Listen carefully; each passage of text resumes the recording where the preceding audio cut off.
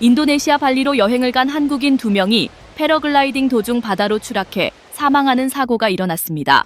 쿰파란 등 인도네시아 매체에 따르면 현지 경찰은 지난 18일 오후 12시 반쯤 발리 남쿠타 지역 타나바락 해변 근처에서 패러글라이딩을 하던 40대 한국인 남녀가 착륙을 시도하다 바다에 빠져 숨졌다고 밝혔습니다. 보도에 따르면 이들은 패러글라이딩 팀 일행 7명과 함께 지난 11일 발리에 도착했습니다.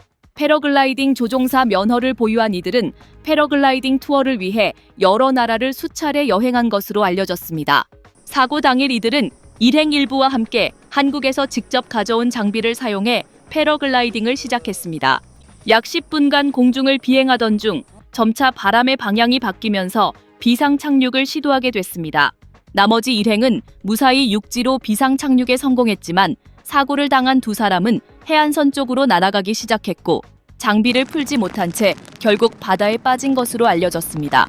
사고 직후 동료들과 지역 주민들이 이들을 구하기 위해 바다로 뛰어들었으나 이미 모두 의식을 잃은 상태였고 병원 이송 뒤 사망 선고를 받았습니다.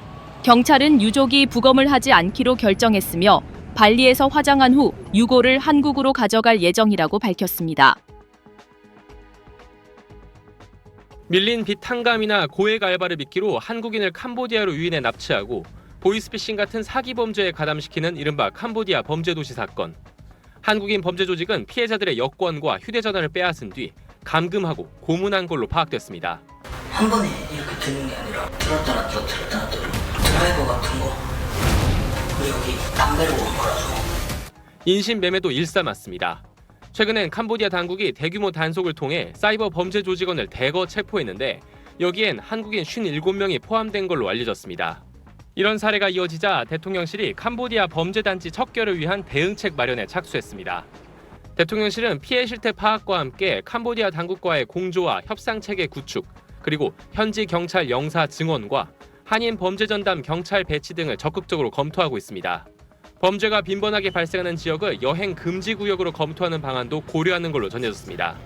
한 대통령실 관계자는 국민 안전을 최우선으로 하는 이재명 정부의 기조가 반영됐다고 말했습니다. 대통령실은 조만간 더 구체적인 대응책을 수립해 국내외 담당 기관들의 적극적 대응과 유기적 협조를 지시할 것으로 알려졌습니다. SBS 강민우입니다. 미국 그랜드 캐니언을 여행하던 한국인 일가족 3명이 실종돼 현지 경찰이 수색에 나섰습니다. 미 로스앤젤레스 총영사관에 따르면 한국인 모녀와 친척 등 여성 3명이 지난 13일 그랜드 캐니언 지역에서 라스베이거스로 이동 중 연락이 두절됐습니다.